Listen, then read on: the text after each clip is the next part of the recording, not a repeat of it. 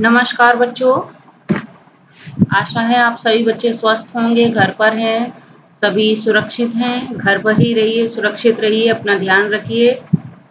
Okay, तो आज हम लोग दूसरा पार्ट पढ़ चुके हैं, दुर्बुद्धि विनश्यति। इसकी कहानी आप लोगों को बहुत पसंद भी आई होगी। तो आज हम इस पार्ट के प्रश्नोत्तरों पर ध्यान देते हैं। तो पहला प्रश्न है उच्चारणम कुरुत, यानी कि उच्चारण करो। फुल्लोत्पलम, अवलंब्य, पक्त्वा, कम्बुग्रीवः, आवाभ्यां भक्षयिष्यामि, उक्तवान् हृदं, सुहृदां, भवदभ्याम् उड्डीयते भ्रष्टः। अगला प्रश्न है एक पदेन उत्तरत, यानी कि एक पद में उत्तर देना है। कूर्मस्य किम नाम आसीत्, कूर्म का नाम क्या था? कम्बुग्रीवः। सरसतीरे के आगच्छन्, तालाब के किनारे कौन आए? धीवराः। कूर्मः केन मार्गेण अन्यत्र गन्तुम् इच्छति, कूर्म यानी कि कछुआ जो था किस मार्ग से दूसरी जगह जाना चाहता था? आकाश मार्गेण। लंबमानं कूर्मं दृष्ट्वा के अधावन्, यानी कि लटकते हुए कछुए को देखकर कौन दौड़ने लगा? गोपालकाः।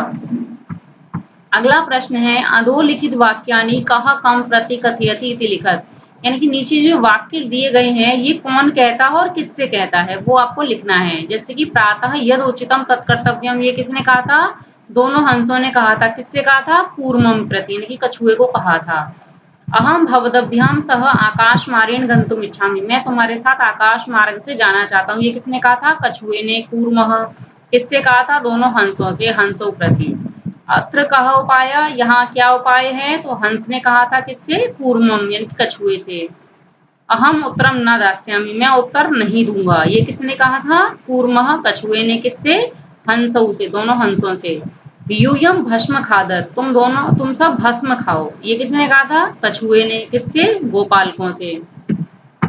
अगला प्रश्न है मंजूषातः क्रियापदम चित्वा वाक्यानि पूरयत, क्रिया शब्दों को चुन करके आपको वाक्य पूरा करना है, रिक्त स्थान पूरी करनी है। हंसाभ्याम सह कूर्मोऽपि उड्डीयते, अहम किंचिदपि न वदिष्यामि, यह हितकामानां सुहृदां वाक्यं न अभिनन्दति, एकः कूर्मः अपि तत्रैव प्रतिवसति स्म, अहम आकाशमार्गेण अन्यत्र गन्तुम् इच्छामि, वयं गृहं नीत्वा पूर्वं भक्षयामः।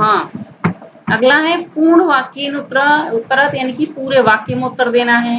पहला कच्छपः कुत्र गन्तुम् इच्छति, कछुआ कहाँ जाना चाहता था? तो कच्छपः अन्यत्र गन्तुम् इच्छति, कहीं दूसरी जगह जाना चाहता था। कक्षपः कम उपायं वदति, कछुआ क्या उपाय बताता है? तो कक्षपः वदति युवां काष्ठदंडम एकम चंचवा धारयताम, तुम दोनों लकड़ी के एक डंडे को चोंच में धारण कर लो। अहम काष्ठदंड मध्ये अवलंब्य युवयो पक्षबलेन सुखेन गमिष्यामि, और मैं लकड़ी के डंडे के बीच में लटक करके दोनों के पंखों के बल से सुखपूर्वक चला जाऊंगा। ये कहा था उसने। लंबमानम पूर्वम दृष्टवा गोपालकः किम अवदन्, लटकते हुए कछुए को देख करके गोपालकों ने क्या कहा? तो लंबमानम पूर्वम दृष्टवा गोपालकः अवदन् यत् महत् आश्चर्यम् हंसाभ्यां सह कूर्मः अपि उड्डीयते, उन गोपालकों ने कहा था कि तो बहुत बड़ा आश्चर्य की बात है कि हंसों के साथ में कछुआ भी उड़ रहा है ना। अगला है कूर्मः मित्रयो वचनम विस्मृत्य किम अवदत्, कछुए ने दोनों मित्रों के वचनों को भूल करके क्या कहा? मित्रता, जो मित्र ने कहा था ना, समझाया था कि बोलना मत, तो उसने क्या कहा उन वचनों को भूल करके? तो कूर्मः मित्रयो वचनम विस्मृत्य अवदत् यूयम भस्म खादत्, कछुए ने क्या कहा था अपने मित्रों के वचन को भूल करके कि तुम सब भस्म खाओ।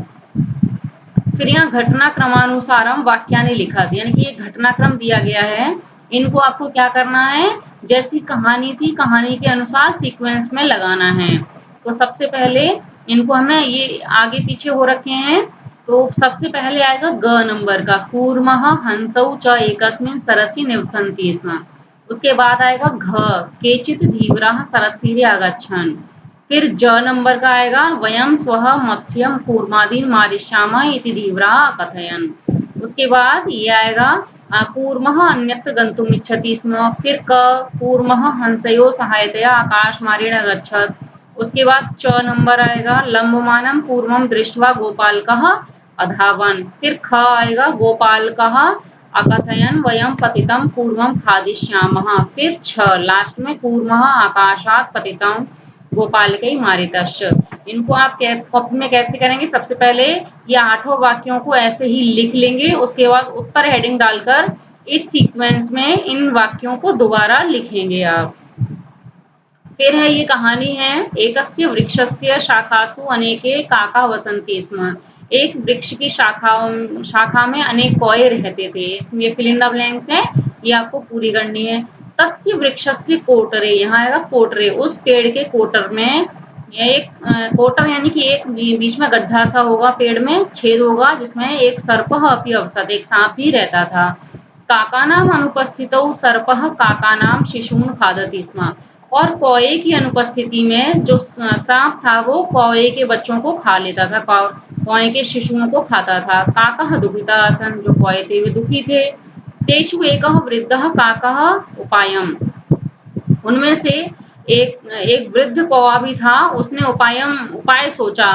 वृक्षस्य समीपे जलाशयः आसीत्, कि पेड़ के समीप जलाशय था, तालाब था एक। तत्र एका राजकुमारी स्नातुम जलाशयम आगच्छति, वहां पर एक राजकुमारी स्नातुम नहाने के लिए जलाशय आती थी, तालाब के पास आती थी। शिलायां स्थितं तस्याः आभरणम् आदाय एकः काकः वृक्षस्य उपरि स्थापयत्। फिर क्या किया, शिलायाम यानी कि वो राजकुमारी ने शिला यानी कि वहीं पास में पत्थर के ऊपर अपने आभरण यानी कि गहनों को रख दिया, उतार करके आदाय रखकर। एक कौवा जो था उसने क्या किया, उन आभरण यानी कि गहनों को उठा करके आदाय लेकर उस कौए के पेड़ के ऊपर रख दिया जहां पर वो सांप रहता था। राजसेवकः काकम् अनुसृत्य वृक्षस्य समीपम आगच्छन्, और जो राजसेवक थे, जो सैनिक थे, राजा के सेवक, वो कौए के पीछे पीछे जाकर के पेड़ के पास आ गए। तत्र ते तं सर्पं च अमारयन्, और वहां पर उन सभी राजसेवकों ने देखा कि यहाँ सांप है, तो उन सब ने उस सांप को मार दिया। अतः एव उक्तम, इसलिए कहा गया है, उपायेन सर्वम सिद्ध्यति, उपाय से सब कुछ सिद्ध हो सकता है।